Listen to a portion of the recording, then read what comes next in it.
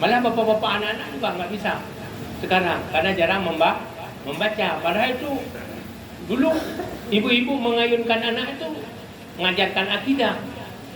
Allah wujud idam baqa mukhalafatuhu lil hawadisi qiyamuhu bi nafsihi wahdaniyah qudrah iradah ilmu hayat dan sebagainya.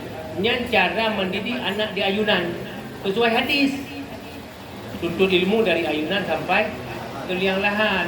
Gah satika kaji ya fai siput 20. Pasal karena di rumah mengajarkan itu, di menasah juga dibaca itu.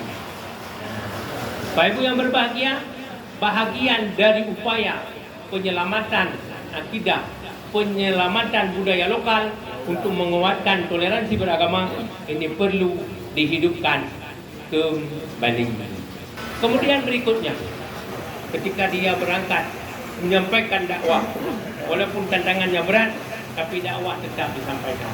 Begitu juga kita dalam melayani masyarakat.